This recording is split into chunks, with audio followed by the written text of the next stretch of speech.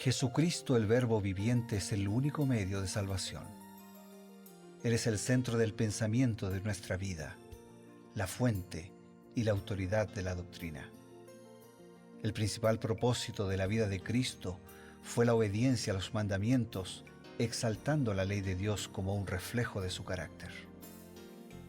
El principal mensaje a ser predicado en el mundo, basado en Apocalipsis 14, está representado por 3 ángeles llevando el Evangelio eterno al mundo entero. Este mensaje se basa en los encantos inigualables de Cristo y declara que la hora del juicio ha llegado y llama a obedecer los mandamientos de Dios. Mediante su palabra, Dios ha comunicado a los hombres el conocimiento necesario para la salvación. Las Santas Escrituras deben ser aceptadas como dotadas de autoridad absoluta y como revelación infalible de su voluntad. Y aunque el canon de las Escrituras inspiradas está cerrado, el Espíritu Santo continúa iluminando, amonestando y confortando al pueblo de Dios a través del testimonio de Jesús, el Espíritu de profecía. El camino a la vida se traza a través de un camino angosto que debe ser recorrido con confianza en las promesas que Dios dejó a hombres y mujeres fieles que dedicaron sus vidas hasta la muerte por el Evangelio eterno. Los fundadores de la Iglesia soñaron con el día en que la revelación sería una realidad en sus vidas. Miraron con los ojos de la fe a aquel día glorioso cuando finalmente la promesa sería cumplida en la venida magistral de Jesucristo a esta tierra para recompensar a cada uno según sea su obra.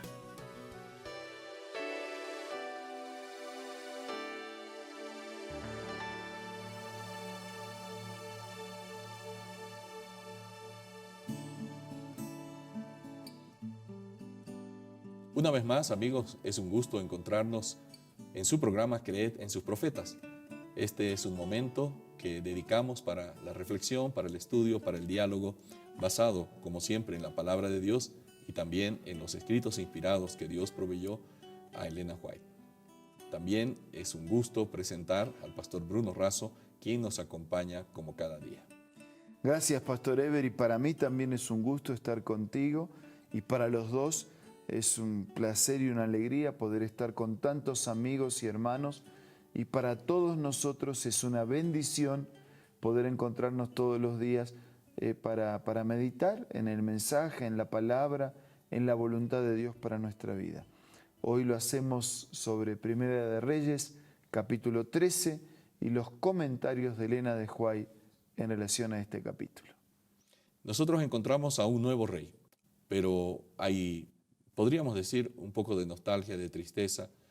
Los 3 primeros reyes habían mantenido a Israel unificado, pero por desgracia y por algunas decisiones equivocadas, especialmente de Salomón, el reino de Israel se dividió en 2. Tenemos al reino del norte y al reino del sur. El reino del sur quedó bastante pequeño, con simplemente 2 tribus, y que eran los sucesores de David y de Salomón. En el reino del norte aparece un hombre llamado Jeroboam, que no era de la línea real, pero que originalmente había sido elegido por Dios. Lastimosamente, después de buenas decisiones, Jeroboam empieza a tomar decisiones totalmente opuestas a lo que se había esperado de este hombre que Dios había elegido, y no lo hace. Dios reprende a través de un profeta a Jeroboam. ¿Qué importancia tenía esta reprensión que Dios le hace a Jeroboam por medio del profeta? En el libro de Profetas y Reyes, Elena de White lo comenta así: cuando se celebró aquella fiesta en Betel, el corazón de los israelitas no se había endurecido por completo. Muchos eran todavía susceptibles a la influencia del Espíritu Santo. El Señor quería que aquellos que se deslizaban rápidamente hacia la apostasía fuesen detenidos en su carrera antes que fuese demasiado tarde. Envió a su mensajero para interrumpir el proceder idólatra y revelar al rey y al pueblo lo que sería el resultado de esta apostasía. La partición del altar indicó cuánto desagradaba a Dios la abominación que se estaba cometiendo en Israel. Entonces, yo quiero detenerme un instante en el valor de la reprensión. Hay quienes, y esto pasa en la educación de los hijos y pasa también en la educación religiosa, hay quienes no aceptan la reprensión. O sea, queremos promesas, queremos píldoras contra el estrés, contra la angustia, contra la ansiedad, contra la soledad, contra las dificultades, pero no queremos la reprensión. No queremos que se nos señale que estamos en un camino descendente, claro, lo que la Biblia llama en una apostasía, en un alejamiento de Dios. Pero la reprensión, el llamado de atención, es una nueva muestra de amor, de interés y de un Dios que busca a sus hijos para salvar, para redimir, para restaurar. Entonces la reprensión hecha con amor, que nace en el corazón de Dios, tiene un objetivo protector y salvador. Como el médico que de pronto reprende al que fuma o al que tiene otros hábitos equivocados, porque hay enfermedades que podemos evitar. Por la existencia del pecado hay enfermedades que recibimos y que no tenemos cómo evitar, pero hay algunas cosas podríamos evitar. Entonces, la reprensión que nace en el amor, que nace en el plan de Dios, que tiene como propósito proteger, prevenir, curar, restaurar, volver a la criatura, al Creador, tiene su lugar. Y en algunos casos como alcanzó su objetivo. Sin duda, porque Dios estaba muy molesto, podríamos decir, enojado con ese trabajo de Jeroboam de apartar de Israel, a Israel de Dios. Y bueno, manda un profeta. Interesante que este profeta había recibido una orden. Ha dicho, vas, entregas el mensaje y no te detienes, vuelves a tu lugar. Le había dicho así muy claramente el Señor. Pero hay un extraño suceso ahí con este profeta que había sido instrumento, que no obedeció posteriormente la orden, sino que se detuvo y viene la muerte del profeta, acontece la muerte del profeta, que había amonestado a Jeroboam. Y nos quedamos, ¿no?, pensando, ¿cómo es esto? ¿Por qué ocurre estas cosas un tanto extrañas a nuestro parecer? ¿Qué nos dice Elena White al respecto?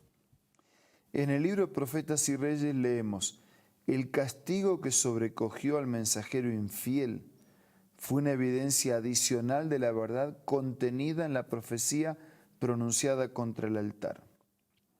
Si después que desobedeciera la palabra del Señor se hubiese dejado al profeta seguir su viaje sano y salvo, el rey habría basado en este hecho una tentativa de justificar su propia desobediencia. En el altar partido, en el brazo paralizado, en la terrible suerte de aquel que se había atrevido a desobedecer una orden expresa de Dios, Jeroboam debería haber discernido prestas manifestaciones del desagrado de un Dios ofendido, y estos castigos debieron haberle advertido que no debía persistir en su mal proceder. Este es un recurso que Dios utiliza, y lo utiliza más de una vez, ¿no? Le pasó a Moisés también. Claro.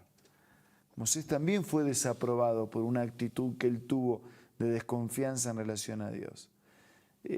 Si Dios no desaprueba esas actitudes, lo que está haciendo es abrir la puerta para generar actitudes equivocadas de muchos otros.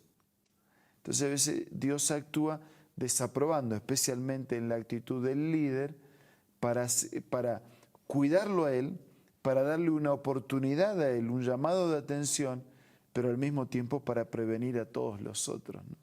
Me pregunto qué hubiera sucedido si Dios hubiera permitido a este mensajero, porque era un mensajero de Dios cargado de tremenda responsabilidad y había recibido una orden muy expresa de Dios. Vas a hacer esto, vas a entregar el mensaje y luego retornas inmediatamente. Claro, y no lo hizo, ¿no? Dios habría quedado desautorizado. El mensaje se habría visto limitado porque como una parte se cumplió, la otra parte no se cumplió. Entonces, ¿qué es lo que vale? ¿Lo que dijo? ¿Lo que hizo? El pueblo habría entrado en duda, en rebeldía, en rebelión. Finalmente da lo mismo. aceptar o no aceptar. Entonces iba a generar muchísimas complicaciones. Entonces Dios tuvo que desaprobar porque al mismo tiempo estaba transmitiendo a todo el pueblo un mensaje con claridad. Y que es el mismo mensaje que nos llega a nosotros. O sea, no se puede jugar con Dios, Sever. Claro. O lo voy a decir de otra manera. Si usted quiere, puede jugar con Dios. Pero no se puede jugar con Dios y esperar que no vamos a tener consecuencias de jugar con Dios. ¿Se puede no ir a Dios? Claro, se puede. ¿Se puede desobedecer? Se puede. Usted quiere, podemos desobedecer a Dios. Pero después vamos a tener las consecuencias de esos hábitos equivocados que nos alejan, que nos rebelan, que nos independizan y que nos ponen distantes de Dios.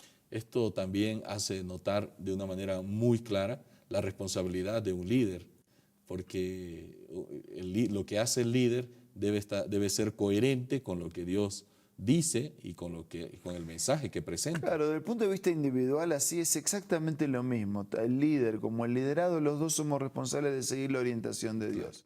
Pero la responsabilidad del líder es mayor, porque si yo le enseño a los demás lo que tienen que hacer, estoy ejerciendo una supuesta influencia en 10, en 20, en 1000, en los que sea. Entonces mi responsabilidad es mayor, porque estoy guiando hacia arriba o hacia abajo, hacia la vida o hacia la muerte.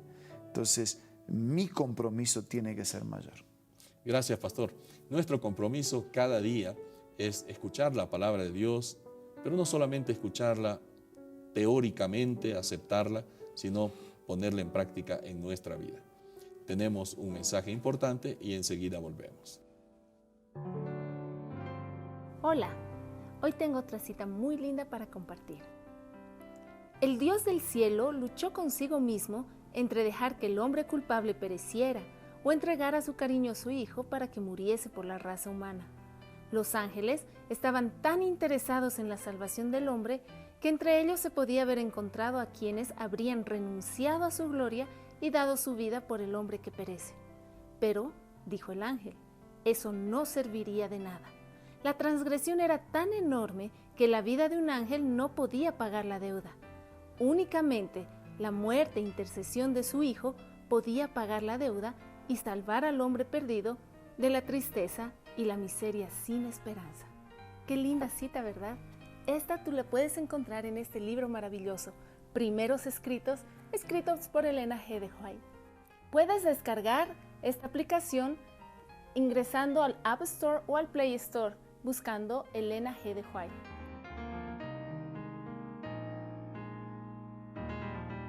Este es un momento especial porque nos reunimos, nos encontramos con la palabra de Dios. Hemos reflexionado sobre algunas conductas que necesitamos nosotros dejar de practicar y también comenzar a practicar la comunión con el Creador. Vamos a pedir el consejo inspirado y también una palabra de oración. Yo diría que bienaventurados son no solamente los oidores, sino también los hacedores de la palabra. Y que Dios es el que produce en nosotros tanto el querer como el hacer por su propia voluntad. Que hoy sea un día no solo en el que escuchamos, sino también en el que practicamos el mensaje del Señor. Ahora vamos a orar.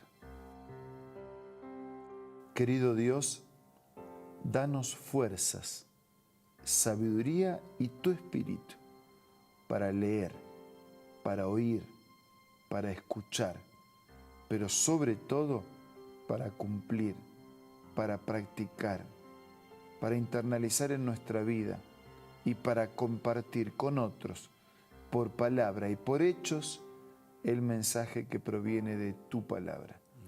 Oramos agradecidos en el nombre de Jesús. Amén. Amén. Esto ha sido Creed en sus Profetas. Tenemos pactado un encuentro, como cada día, a través de Nuevo Tiempo. Nos encontramos el día de mañana.